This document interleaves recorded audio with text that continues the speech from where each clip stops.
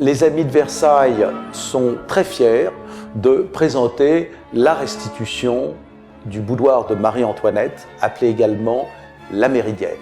Vous vous trouvez ici dans une pièce tout à fait intime qui fait partie de l'appartement intérieur de la reine, au premier étage, qui est une pièce qui a été aménagée vers 1780-81 pour la reine Marie-Antoinette. Alors Marie-Antoinette s'est personnellement intéressée à cette pièce, d'abord puisqu'elle demande à Louis XVI que ce soit son architecte personnel, Mick, qui fasse ce projet, et donc c'est une pièce qui n'était pas faite pour recevoir. La souveraine aimait à se retirer dans ce boudoir tout à fait intime, à se distraire de la vie de représentation et à pouvoir se délasser, étant donné surtout que ce boudoir est conçu au départ en lien avec la tante du dauphin, d'où tout le programme iconographique très emblématique autour de l'amour conjugal et puis de l'amour aimable aussi. C'est quand même une des pièces intimes de la souveraine dans laquelle nous sommes, où elle a beaucoup vécu. Donc je crois que c'est là où nous percevons le mieux cet art de vivre de la fin du XVIIIe siècle, dont Talleyrand disait que qui ne l'a pas connu ne peut pas savoir ce qu'est le bonheur de vivre. Donc les étapes de la restauration, c'est évidemment la documentation. Ensuite, la pièce a d'abord été, ce sont des boiseries, donc elle a d'abord été démontée intégralement pour être restaurée dans un atelier qui a été en grande partie aménagé dans le château. Et après remise en état des boiseries, la restauration proprement dite, c'est-à-dire le remontage, et ensuite tous les travaux de retouche en place. En ce qui concerne la peinture, nous avons par des sondages minutieux retrouvé la teinte d'origine. Contrairement à ce qu'on pourrait croire, ce n'est pas un blanc, c'est un gris extrêmement pâle qui va admirablement bien avec l'or des boiseries qui est beaucoup plus doux.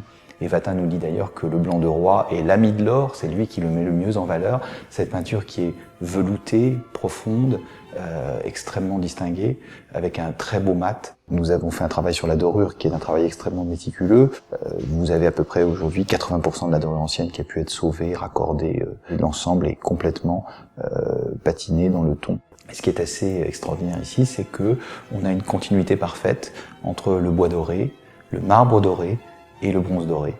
Nous avons des cheminées admirables au château, en particulier à la fin du XVIIIe, la vogue du marbre de Griotte a été systématisée, c'était le marbre le plus précieux qu'on pouvait utiliser. Ici, en fait, la particularité, c'est que la cheminée est en marbre, sculptée intégralement, il n'y a pas de bronze, mais le marbre a été doré sur la sculpture.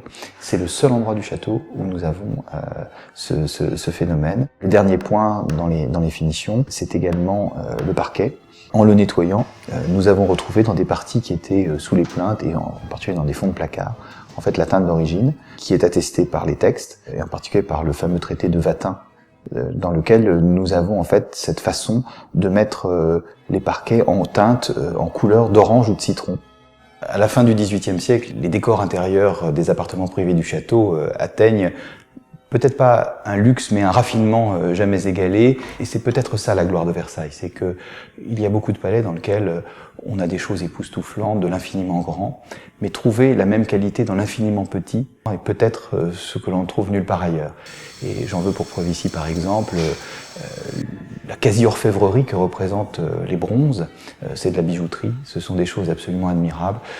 Comment faire une œuvre d'art d'une poignée d'espagnolettes ou d'un bouton de serrure. On sait que Marie-Antoinette était une femme à la mode et une cliente exigeante. Je crois que tout le monde s'est surpassé pour la reine dans ce petit cabinet.